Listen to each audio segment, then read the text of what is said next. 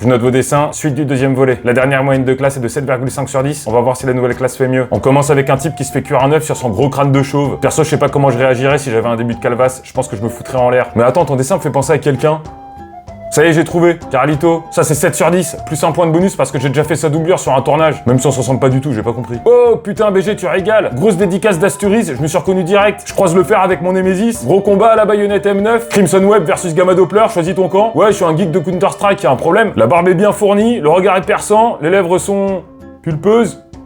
Je te mets 8 sur 10, mais je te retire un point pour ces chaussures de bouffon que tu m'as mis là, je suis pas un clown. Jolly Jumper intégralement peint à la gouache, les taches de rousseur sont hyper détaillées, la truffe est humide, les mâchoires saillantes, les oreilles convexes, contrairement aux oreilles du loup qui sont concaves, on rappelle. J'allais te mettre 9 sur 10 jusqu'à ce que je remarque sa frange peroxydée. Faut pas faire ça, ça abîme les cheveux, après tu les perds, enfin il paraît. Pénalité d'un point, c'est le moment où je me fais jeter un sort là. Mais je reconnais ça, c'est ma terreur nocturne quand je fais une acné du sommeil. On est sur un style capillaire assez chiadé encore, avec des petites mèches brunes très élégantes. C'est la vidéo Jean-Louis David ou quoi? C'est sublime, t'as fait des ombrages par réverbération, c'est ultra technique, même moi je sais pas ce que ça veut dire. Par contre faut qu'elle dorme la gamine. J'étais parti pour te mettre 8 sur 10 mais je te retire un point parce que tu lui as pas appliqué d'anti-cerne. Pourquoi j'ai pas ça qui s'affiche dans mes terreurs nocturnes? Au moins je saurais pourquoi je dors sur le dos.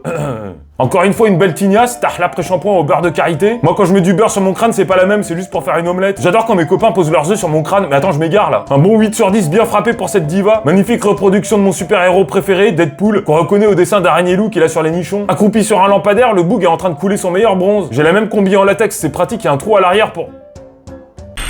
9 sur 10, Nolan. Mais je te retire un point pour les yeux jaunes. J'ai suffisamment maté Dr House pour savoir qu'il a une défaillance au foie, faut qu'il aille consulter. Là, on a carrément une planche, on va décomposer. On a un loup des Ardennes qui éternue du poivre, un pélo qui brandit son bâton de fist, un boug avec un corps de poney. Son arbre généalogique doit être dégueulasse. Un dragon du Limousin, un chef d'orchestre avec son sachet de popcorn, et un cyclope avec une petite brassière en métal. Tiens, bah on dirait mon cyclope dans sa cock ring. Ça rajoute du piment pour le gooning. Faudra que je fasse un tuto sur ce sujet. 9 sur 10, moins un point parce que tu m'as fait parler d'un sujet intime. Tu t'es déjà demandé à quoi ressemblerait Patrick l'étoile de mer si c'était un perso d'Among Us? Bah voilà, on a même les couleurs et les textures de Bob, comme si Patrick l'avait quoi au juste? La 3D est super bien rendue grâce aux ombrages. Là on parle de perspective matricielle, aussi appelée profondeur vectorielle, ou encore pénétration corporelle. Non, 8 sur 10, mais je te retire un point parce que l'antenne ressemble à un mégot de clope et que la clope c'est caca, ok? Une statue d'Apollon qui vient de lâcher une petite caisse discrète. On remarque le side-eye pour checker si les voisins derrière ont senti l'odeur. Le froncement de sourcil indique qu'il est pas serein sur la potentielle trace de pneu dans le calbar. Quoique ce dégène de mémoire il se baladait toujours à Walp. Le paf à l'air, enserré dans sa cock ring, le dieu de la poésie il savait se mettre bien. Putain mais qu'est-ce que je raconte? Tu vois ce que tu me fais dire avec ton dessin? Je te retire un point, tu passes à 7 sur 10. Ça y est, c'est moi qui suis en train de poser une trace de pneu dans mon slibard. On est encore sur une gamine qui lance des sorts. Vos dessins, c'est juste pour me mêler en fait. C'est envoûtant, inquiétant.